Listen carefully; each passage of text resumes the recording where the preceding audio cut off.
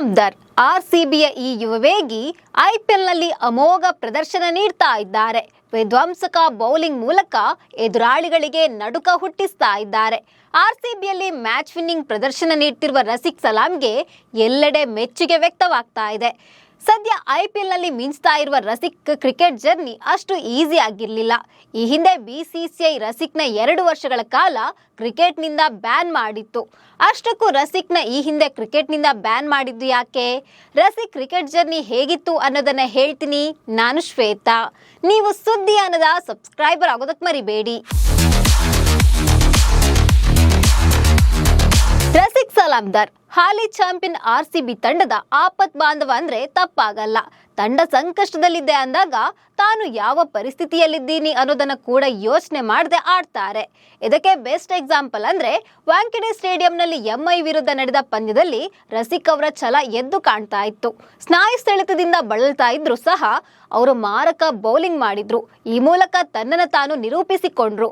ಈ ಸೀಸನ್ ನಲ್ಲಿ ರಸಿಕ್ ಒಟ್ಟು 11 ಪಂದ್ಯಗಳನ್ನು ಆಡಿದ್ದು 16 ವಿಕೆಟ್ಗಳನ್ನು ಕಬಳಿಸಿದ್ದಾರೆ. ಈ ಮೂಲಕ ಆರ್ಸಿಬಿ ಫೈನಲ್ಗೇರಲು ಇವರು ಕೂಡ ಕಾರಣವಾಗಿದ್ದಾರೆ. ಅಂದಹಾಗೆ ಆರ್ಸಿಬಿ ತಂಡದಲ್ಲಿ ಮಿಂಚ್ತಿರುವ ಈ ಯಂಗ್ ಹೀರೋ ಸಾಕಷ್ಟು ಸವಾಲುಗಳನ್ನು ಫೇಸ್ ಮಾಡಿ ಈ ಹಂತಕ್ಕೆ ಬಂದಿರೋದು. ಹೌದು, ರಸಿಕ್ ಸಲಾಮ್ದರ್ ಜಮ್ಮು ಕಾಶ್ಮೀರದ ಕುಲ್ಗಾಮ್ ಜಿಲ್ಲೆಯ ಅಶ್ಮೂಜಿ ಗ್ರಾಮದವರು. ತಂದೆ ಶಿಕ್ಷಕರು. ರಸಿಕ್ಗೆ ಬಾಲ್ಯದಿಂದಲೂ ಕ್ರಿಕೆಟರ್ ಆಗುವ ಕನಸಿತ್ತು. ಹೀಗಾಗಿ ಸಣ್ಣ ವಯಸ್ಸಲ್ಲೇ ಕ್ರಿಕೆಟ್ ತರಬೇತಿ ಪಡಿತಾ ಇದ್ರು. ಆದ್ರೆ ರಸಿಕ್ ಸಂಬಂಧಿಕರಿಗೆ ಈತ ಕ್ರಿಕೆಟರ್ ಆಗೋದು ಇಷ್ಟ ಇರಲಿಲ್ಲ. ಕ್ರಿಕೆಟ್ನಿಂದ ಜೀವನ ನಡೆಸಲು ಸಾಧ್ಯ ಇಲ್ಲ, ಬೇರೇನಾದ್ರೂ ಮಾಡು ಅಂತ ಹೇಳ್ತಾ ಬಂದಿದ್ರು. ಮತ್ತೊಂದ್ ಕಡೆ ಅಂಡರ್-19 ನಲ್ಲಿ ಆಡುವ ಕನಸು ಕಂಡಿದ್ರು.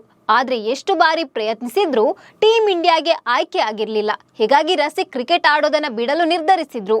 ಆದ್ರೆ ರಸಿಕ್ ಪ್ರತಿ ಸವಾಲಿನ ಹಿಂದೆ ಅವರ ತಂದೆ ತಾಯಿ ನಿಂತರು. ಜಮ್ಮು ಮತ್ತು ಕಾಶ್ಮೀರದ ಅಂಡರ್-19 ಆಯ್ಕೆ ಟ್ರಯಲ್ಸ್ಗೆ ಹಾಜರಾಗಲು ಒತ್ತಾಯಿಸಿದ್ರು. ಇದೇ ಟೈಮ್ನಲ್ಲೇ ರಸಿಕ್ ಪಾಲಿಗೆ ಭಾರತದ ಮಾಜಿ ಕ್ರಿಕೆಟಿಗ ಇರ್ಫಾನ್ ಪಠಾಣ್ ದೇವರಾಗಿ ಬಂದ್ರು. ರಸಿಕ್ ಪ್ರತಿಭೆಯನ್ನ ಗುರುತಿಸಿ ಅವರನ್ನ ಹಿರಿಯರ ತಂಡಕ್ಕೂ ಸೇರಿಸಿದ್ರು. ರಣಜಿ ಟ್ರೋಫಿ ಟೂರ್ನಿಗಳಲ್ಲಿ ರಸಿಕ್ ಉತ್ತಮ ಸಾಧನೆ ಮಾಡಿದ್ರು. ರಸಿಕ್ 17ನೇ ವಯಸ್ಸಿಗೆ ಐಪಿಎಲ್ನಲ್ಲಿ ಆಡುವ ಅವಕಾಶವನ್ನ ಗಿಟ್ಟಿಸಿಕೊಂಡ್ರು. 2019ರಲ್ಲಿ ರಸಿಕ್ ಮುಂಬೈ ಇಂಡಿಯನ್ಸ್ ತಂಡವನ್ನ ಸೇರಿಕೊಂಡ್ರು. ಐಪಿಎಲ್ನಲ್ಲಿ ಆಡಿದ ಜಮ್ಮು ಕಾಶ್ಮೀರದ 3ನೇ ಆಟಗಾರ ಎಂಬ ಹೆಗ್ಗಳಿಕೆಗೆ ಪಾತ್ರರಾದ್ರು. ಆದ್ರೆ ಈ ಟೈಮ್ನಲ್ಲಿ ರಸಿಕ್ಗೆ ಸಂಕಷ್ಟವೊಂದು ಶುರುವಾಯಿತು. ಈ ಟೈಮ್ನಲ್ಲಿ ರಸಿಕ್ ವಯೋಮಿತಿಗೆ ಸಂಬಂಧಿಸಿ ನಕಲಿ ಪ್ರಮಾಣ ಪತ್ರ ನೀಡಿದ ಪ್ರಕರಣದಲ್ಲಿ 2 ವರ್ಷ ಬ್ಯಾನ್ ಆದ್ರು. ರಸಿಕ್ ಭಾರತೀಯ ಅಂಡರ್-19 ತಂಡಕ್ಕೆ ಆಯ್ಕೆಯಾಗಲು ಬಿಸಿಸಿಐಗೆ ನಕಲಿ ಜನನ ಪ್ರಮಾಣ ಪತ್ರವನ್ನ ಸಲ್ಲಿಸಿದ್ರು. ಇದನ್ನು ಗಮನಿಸಿದ್ದ ಜಮ್ಮು ಮತ್ತು ಕಾಶ್ಮೀರ ರಾಜ್ಯ ಶಾಲಾ ಶಿಕ್ಷಣ ಮಂಡಳಿಯು ರಸಿಕ್ ತನ್ನ ವಯಸ್ಸನ್ನ ತಪ್ಪಾಗಿ ನಮೂದಿಸಿದ್ದಾರೆ ಮತ್ತು ಜಮ್ಮು ಮತ್ತು ಕಾಶ್ಮೀರ ಕ್ರಿಕೆಟ್ ಅಸೋಸಿಯೇಷನ್ಗೆ ಮಾಹಿತಿ ನೀಡಿತ್ತು. ಇದರ ಪರಿಣಾಮವಾಗಿ ಬಿಸಿಸಿಐ ರಸಿಕ್ನ ಭಾರತ ಅಂಡರ್-19 ತಂಡದಿಂದ ತೆಗೆದುಹಾಕಿದ್ದಲ್ಲದೆ 2 ವರ್ಷಗಳ ಕಾಲ ಕ್ರಿಕೆಟ್ನಿಂದ ನಿಷೇಧ ಮಾಡಿತ್ತು. ಇನ್ನು ರಸಿಕ್ ಸಂಕಷ್ಟ ಇಲ್ಲಿಗೆ ಮುಗಿಯಲಿಲ್ಲ. ರಸಿಕ್ ಶಿಕ್ಷೆಯ ಅವಧಿ ಮುಗಿಯುತ್ತಿರುವ ಹೊತ್ತಿಗೆ ಕೋವಿಡ್ ಕಾಲ ಶುರುವಾಗಿತ್ತು. ಇದರಿಂದಾಗಿ ಅವರ ಕ್ರಿಕೆಟ್ ಜೀವನ ಎಂಡ್ ಆಗುತ್ತಾ ಅನ್ನೋ ಆತಂಕ ಕೂಡ ಶುರುವಾಗಿತ್ತು. ಆದ್ರೂ ಎದೆಗುಂದದ ರಸಿಕ್ ತಮ್ಮ ಹಿಂದಿನ ಎಲ್ಲಾ ತಪ್ಪನ್ನ ತಿದ್ದಿಕೊಂಡು ಮತ್ತೆ ಕಣಕ್ಕಿಳಿದ್ರು. ಕೋವಿಡ್ ದಿನಗಳಲ್ಲಿ ತಮ್ಮ ಊರಿನ ನಿರ್ಜನ ಮೈದಾನದಲ್ಲಿ ಬೌಲಿಂಗ್ ಅಭ್ಯಾಸ ಮಾಡ್ತಾ ಇದ್ರು. ಅವರಿಗೆ ಮತ್ತೆ ಮರುಜನ್ಮ ಸಿಕ್ಕಿತ್ತು.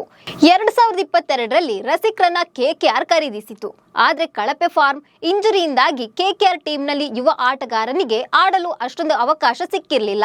ಬಳಿಕ ಮತ್ತೆ ರಸಿಕ್ ಇಂಜುರಿಗೆ ತುತ್ತಾಗಿದ್ರು. ಇದರಿಂದಾಗಿ 2023ರಲ್ಲಿ ಐಪಿಎಲ್ನಲ್ಲಿ ಆಡೋ ಅವಕಾಶ ಕೈ ತಪ್ಪಿತ್ತು. 2024ರಲ್ಲಿ ಅವರು ಡೆಲ್ಲಿ ಕ್ಯಾಪಿಟಲ್ಸ್ಗೆ ಸೇರಿಕೊಂಡ್ರು.